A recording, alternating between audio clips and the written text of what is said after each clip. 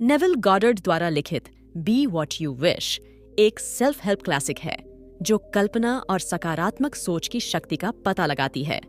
गॉडर्ड इस बात पर जोर देते हैं कि हमारे विचार और विश्वास हमारी वास्तविकता को आकार देते हैं।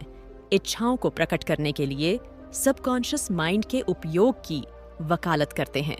यदि आप भी ऐसा ही करना चाहते हैं तो आप सही जगह पर हैं। पढ़ते रहें। इमेजिनेशन नॉलेज से ज्यादा इंपॉर्टेंट है। नॉलेज तो सिर्फ हम क्या जानते हैं और क्या समझते हैं सिर्फ उसके बारे में है, लेकिन इमेजिनेशन संभावना के बारे में है।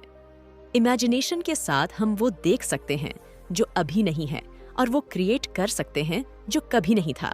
एलन डिजेनेरेस एक अमेरिकी कॉमेडियन, अभिनेत्री, टेलीविजन होस्ट और निर्माता हैं। वो अपना talk show the Ellen DeGeneres show के लिए सबसे ज्यादा मशहूर हैं, जिसे 61 डे टाइम एमी अवार्ड्स मिले हैं और ये 20 से ज्यादा सालों से चल रहा है। ओपरा विनफ्री के साथ एक इंटरव्यू में एलन ने अपने सपनों की नौकरी को मैनिफेस्ट करने के बारे में एक कहानी शेयर की। जब एलन छोटी थी तब वो एक टॉक शो होस्ट बनना चाहती थी। वो ऐसे ही मिरर के सामने बैठकर अपने पसंदीदा सेलिब्रिटीज का इंटरव्यू लेती थी। एक दिन एलन ने अपने सपनों की नौकरी को एक कागज पर लिखने का फैसला किया। उन्होंने लिखा, मैं एक टॉक शो होस्ट बनना चाहती हूँ। फिर उन्हें कागज को अपने गद्दे के नीचे रख दिया। एलन ने अपने सपने पर ध्यान दिया। वो स्टैंड अप कॉमेडी करने लगी और फिर उन्हें सिटकॉम रोज़ैन में एक मौका मिला। रोज़ैन की सफलता ने एलन को एक टॉक शो होस्ट बनने के लिए अपने सपने को हासिल करने में मदद की। 1994 में उन्हें अपना खुद का talk show the Ellen DeGeneres show launch किया गया। एलन की कहानी एक रिमाइंडर है कि मैनिफेस्टेशन सच में हो सकता है। जब हम अपने विचारों और ऊर्जा को उस चीज पर फोकस करते हैं जिसे हम हासिल करना चाहते हैं, तो हम अपनी जिंदगी में उसका उपयोग कर सकते हैं। इसी को डिटेल में समझने के लिए आज हम बी वॉट यू विश किताब के बारे में बात करने वाले हैं, जिसे नेविल गॉडर्ड ने लिखा है। ऑथर नेविल गॉडर्ड कहते हैं, ये मेरा विश्वास है कि सभी लोग अपनी जिंदगी की दिशा बदल सकते हैं। हमारी इमेजिनेशन के साथ, हमारी एफर्मेशन के साथ हम अपनी दुनिया बदल सकते हैं, अपने फ्यूचर को बदल सकते हैं। वो कहते हैं कि अगर हम एक्सीलेंस को चाहते हैं तो जरूर पा सकते हैं, लेकिन ज्यादा लोग इमेजिनेशन की इस क्रिएटिव पावर से अनजान होते हैं और फैक्ट के गुलाम बनके लाइफ को उसके मुताबिक जीने में लगे रहते हैं। लेकिन जब आप इस क्रिएटिव फोर्स को अपने अंदर डिस्कवर करते हैं, तब आप वो बनते हैं जो आप बनना चाहते हैं। कल्पना, हमें कल्पना इमेजिनेशन में वो एक्सपीरियंस करना चाहिए जैसा सच में गोल को हासिल करके हम महसूस करने वाले हैं, क्योंकि ऐसा करने से हमारी सोल इमेजिन्ड एक्शंस को डिजायरेबल सिचुएशन में रख पाती है। लेकिन अगर कोई अपने आप को मनचाही सिचुएशंस में इमेजिन ही ना करे तो वो अपने मनचाहे गोल से हमेशा दूर रहेगा। इस टीचिंग का मकसद हमें कॉन्शियसनेस के हायर स्टेट में ले जाने का है। इसमें आने से हम ज्यादा सेल्फ कॉन्फिडेंट महसूस करते हैं। इसलिए ऑथर कहते हैं कि ग्रोथ की तरफ पहला शब्द है राइज, यानी कि उठो। अगर हम उठते हैं तो इस बात को समझने लगते हैं कि हमारे अंदर की दुनिया या मन यूनिवर्स का एक इम्पॉर्टेंट हिस्सा है और इस तरह इंसान यूनिवर्स का पार्ट है। यूनिवर्स जंजीर की एक कड़ी की तरह है। जैसे जैसे हम अपने बारे में ज्यादा अवेयर होने लगते हैं, वैसे वैसे हमारी बाहरी दुनिया भी ग्रो होने लगती है। इस तरह अपने थॉट्स, फीलिंग्स और गोल के बारे में क्लियर रहने वाले की प्रेयर एक्सेप्ट की जाती है। अपनी आज की कंडीशन को बदलने के लिए हमें अपने कॉन्शियस लेवल को ऊंचे से ऊंचा उठाना चाहिए, और ये ग्रोथ इस तरह से महसूस करने से होती है कि मेरे पास वो सब पहले से ही मौजूद है जो मैं चाहता हूँ। मतलब विश पूरी होने की फीलिंग आज की कंडीशन को बदलने के लिए हमें कॉन्शियसनेस के हाईएस्ट लेवल तक उठना होगा, क्योंकि सब कुछ हमारा अपने लिए बिहेवियर पर डिपेंड करता है। इसलिए अपनी लाइफ में जो सच होने में हम विश्वास करते, वो रियल लाइफ में भी होता है।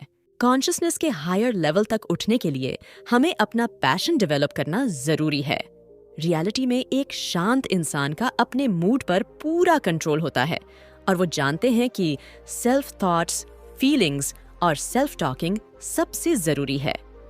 हम अपने आप में जिस आइडियल इंसान को देखते हैं और बनाना चाहते हैं, वो रियल लाइफ में आने के लिए तैयार है। लेकिन अगर हम वैसा बनने के लिए जरूरी थॉट्स, फीलिंग्स और एक्शन नहीं लेंगे तो शायद हम रियलिटी में अपने आइडियल ना बन पाएं। इसलिए खुद पर अपने गोल अचीव करने के लिए विश्वास करके इस तरह सोचना चाहिए कि गोल चाहे कितना भी अनरियलिस्टिक लग रहा हो, लेकिन ये रियल है और मैं इसे रियल बना के रहूंगा। सेल्फ कंट्रोल्ड लोग ऐसा ही करते हैं। वो खुद को और दूसरों को सिर्फ ऐसे देखने की बजाय जैसे वो है वैसे देखते हैं, जैसा वो चाहते हैं वैसा ही सुनने पर फोकस करते हैं, जो अपने गोल को पूरा करने के लिए सुनना चाहते हैं। वो सिर्फ अच्छा देखते हैं और सुनते हैं, क्योंकि वो सच को जानते हैं कि कुछ भी इम्पॉसिबल नहीं है। जैसा हम इमेजिनेशन में दुनिया को देखते हैं, असली में ये वही है।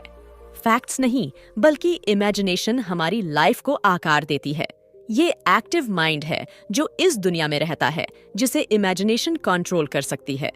इमेजिनेशन वो फीलिंग है जिसके जरिए हम नॉन एग्जिस्टेंस चीजों को देखते हैं, वो पावर जिसके जरिए हम अपनी विजनरी दुनिया को रियल एग्जिस्टेंस में लाते हैं। इंसान की ग्रोथ का हर कदम पहले इमेजिनेशन के कदम से शुरू होता है। क्या आपने विक्टर फ्रैंकल के बारे में सुना है? वही मशहूर लेखक जिन्होंने मैन्स सर्च फॉर मीनिंग किताब लिखी है। विक्टर फ्रैंकल एक ऑस्ट्रियन ज्यूइश साइकियाट्रिस्ट थे जो हॉलोकॉस्ट से बच गए थे। उन्हें नाजी कॉन्सेंट्रेशन कैंप्स में 3 साल के लिए जेल में रखा गया था, जहां उन्होंने ह्यूमन क्रूएल्टी के कुछ सबसे ज्यादा भयावह एक्ट्स देखे और अनुभव किया। उन्हें जितने भी डरावने अनुभव हुए, फिर भी फ्रैंकल ने कभी उम्मीद नहीं छोड़ी। अपनी इमेजिनेशन का उपयोग अपने लिए एक बेहतर रियलिटी बनाने के लिए किया। वो खुद को लेक्चर्स देते और अपने अनुभवों के बारे में किताबों में लिखते हुए इमेजिन की। उन्होंने खुद को अपनी पत्नी और परिवार के साथ रियूनियन करते हुए इमेजिन की। फ्रैंकल की इमेजिनेशन ने उन्हें हॉलोकॉस्ट से बचाने में मदद की। इसने उन्हें उनकी जिंदगी में युद्ध के बाद मीनिंग और पर्पस ढूंढने में भी मदद की। वो एक वर्ल्ड रिनाउंड साइकियाट्रिस्ट और लेखक बन गए। उनकी किताब man's search for meaning holocaust literature का एक क्लासिक है। फ्रैंकल की कहानी एक रिमाइंडर है कि इमेजिनेशन की पावर हमें हर मुश्किल से बाहर निकालने में मदद कर सकती है। चाहे हालात कितने भी अंधेरे में क्यों न हो, इसे हमें जीवन में मीनिंग और पर्पस ढूंढने में मदद मिलती है। सिर्फ इमेजिनेशन ही इंटेंशन को पूरा करने का तरीका है, क्योंकि जो इंसान अपनी इमेजिनेशन में अपनी मनचाही खुशी को महसूस कर सकता है, वो हर मनचाही चीज के बारे में सोच सकता है, महसूस कर सकता है और हासिल कर सकता है। वो जनता है कि इमेजिनेशन के जरिए वो अपने आप को अकेले से शुरू करके हजारों लोगों की टीम भी बना सकते हैं। रियलिटी में देखें तो इमेजिनेशन के जरिए हम सभी अपने फ्यूचर को अपने आप से बना रहे हैं, चाहे वो अच्छा हो, बुरा हो या नॉर्मल। इमेजिनेशन में ऑब्जेक्टिव परसेप्शन की सारी पावर्स होती है। खुशी से लेकर गम और यहाँ तक कि अच्छी लाइफस्टाइल से लेकर भयानक डेथ तक, इमेजिनेशन से हम वो बन जाते हैं जो बनना चाहते हैं। इसलिए आज ही अपने आप से ये कमिट करें कि वही चाहें और इमेजिन करें जो सच में होते हुए देखना चाहते हैं। प्रार्थना एक शक्तिशाली टूल है जो हमें चुनौतियों से उबरने, शांति पाने और अपने लक्ष्य हासिल करने में मदद कर सकती है। बूढ़ा: अच्छा, एक बात बताओ, क्या आपको कभी किसी प्रेयर का जवाब मिला है? इंसान हार नहीं मानते। जब वो प्रेयर करते हैं तो वो मानते हैं कि कुछ ना कुछ तो जरूर होगा। इसलिए ये समझना जरूरी है कि क्यों कुछ प्रेयर्स का जवाब दिया जाता है जबकि कुछ का नहीं। जब आप प्रेयर करें तो वो पाने में विश्वास करें। जो आप चाहते हैं, ऐसा करने से उसे हासिल करेंगे। विश्वास ही है जो आप पहले हासिल करते हैं। हमारी सवालों का जवाब तब तक नहीं दिया जाता जब तक हम ये विश्वास न करें कि उनका जवाब दिया जाएगा। पूरी दुनिया कुछ रूल्स या प्रिंसिपल्स से बनी है, फिर भी कई लोग प्रेयर और उसके जवाब के बीच कोई रिलेशन नहीं देख पाते। उन्हें लगता है कि भगवान हमारी प्रेयर का जवाब हमेशा दे सकते हैं, लेकिन दिमाग अब भी ये मानने को तैयार नहीं होता कि भगवान ने इस दुनिया के कुछ रूल बनाए हैं और हर चीज रूल्स के हिसाब से काम करती है। इसलिए इस सच को अपनाना चाहिए कि प्रेयर और उसके जवाब के बीच एक कॉज और इफेक्ट का रूल काम करता है। हम जो चाहते हैं उसकी तरफ मन का लगाव ही प्रेयर है। ग्रोथ का पहला वर्ड हमेशा अवेयरनेस होता है। इसलिए आप जो चाहते हैं उसकी तरफ मन को हमेशा ऊपर उठाए। फील करें कि अगर आपकी प्रेयर का जवाब मिल जाए तो आपको कैसा लगेगा और इस फीलिंग पर तब तक फोकस करें जब तक ये इमेजिन न करने लगे कि प्रेयर का जवाब मिलने के बाद आप अच्छा फील करने वाले हैं। ध्यान किसी जगह पे पहुंचने के बारे में नहीं है, ये वहीं पर होने के बारे में है।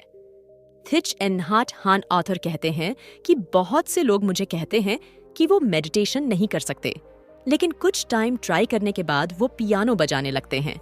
मेडिटेशन भी एक तरह की आर्ट की तरह है, जिसमें अच्छे रिजल्ट पाने के लिए प्रैक्टिस की जरूरत होती है। एग्जाम्पल के लिए, पियानो बजाने वाले को लगता है कि अगर वो एक दिन की प्रैक्टिस को भी मिस कर देते हैं, असम्पशन का नियम कहता है कि जो भी आप सच मान लेते हैं, यानी कि अस्यूम कर लेते हैं, वो आपकी वास्तविकता बन जाती है। ऑथर बताते हैं कि 2 लीडिंग यूनिवर्सिटीज में रिसेंटली मान्यताओं असम्पशंस पर किए गए एक्सपेरिमेंट्स के बारे में इस बड़े सच के बारे में पता चला कि जब आप किसी चीज को देखते हैं तो वो क्या है उस पर डिपेंड नहीं करता, कि बल्कि इस बात पर डिपेंड करता है कि आप उसे क्या देखना चाहते हैं या उसके बारे में क्या अनुमान लगाते हैं। जिसे आप फिजिकल वर्ल्ड में सच मानते हैं, वो रियलिटी में एक रिसेप्टिव वर्ल्ड है। किसी चीज से आपका पार्टिकुलर रिलेशन उस चीज के रिलेशन में आपकी फीलिंग्स को इन्फ्लुएंस करता है। ज्यादातर लोग बाहरी दुनिया की रियलिटी में विश्वास करते हैं, क्योंकि वो इस सीक्रेट को नहीं जानते कि एक्सटर्नल वर्ल्ड भगवान और हमारी इनर पावर का ही रिजल्ट है। इसके लिए माइंड और उसके इफेक्ट को समझना चाहिए और सिर्फ हमें उस कंडीशन पर फोकस करना चाहिए जो हम डिजायरेबल सेंस से देखना चाहते हैं। जब हमारी डिजायर्स रियलिटी की तरफ बढ़ने लगती है, जब इसे हासिल करने के लिए थॉट्स नेचुरली प्रोड्यूस होने लगती है, तो हमें अपनी जिंदगी में मनचाही कंडीशन को सच बनाने का मौका मिल जाता है। इसलिए हर किसी को अपने मेडिटेशन के दौरान कंट्रोल करने और मनचाही कंडीशन पर फोकस करने के लिए अपनी कैपेसिटी के अकॉर्डिंग सबसे बेस्ट प्रैक्टिस ढूंढनी चाहिए। डिजायर्स को मानना और उसका होना सबसे पहली कंडीशन है। इसलिए जो अपने आप को बनाने की डिजायर करते हैं वो बन सकते हैं। जरूरत है तो विश्वास करने की, उसके लिए सब कुछ पॉसिबल है जो विश्वास करते हैं, क्योंकि विश्वास उन चीजों और उन बिलीफ्स का सार है जो अभी तक देखी नहीं गई। फीलिंग सक्सेसफुल प्रेयर का सीक्रेट है, क्योंकि प्रेयर में हम अपने आप को आंसर की गई प्रेयर की सिचुएशन को महसूस करते हैं और फिर उस विश्वास पर काम करते हैं। क्रिएटिव इमेजिनेशन के सभी तरीकों में फीलिंग के एलिमेंट्स शामिल हैं। तो दोस्तों, ये थी आज की समरी ऑडियो बुक। तो उम्मीद करती हूँ कि आपको ये ऑडियो पसंद आई होगी, तो आप इसे अपने दोस्तों को भी जरूर शेयर करें। धन्यवाद।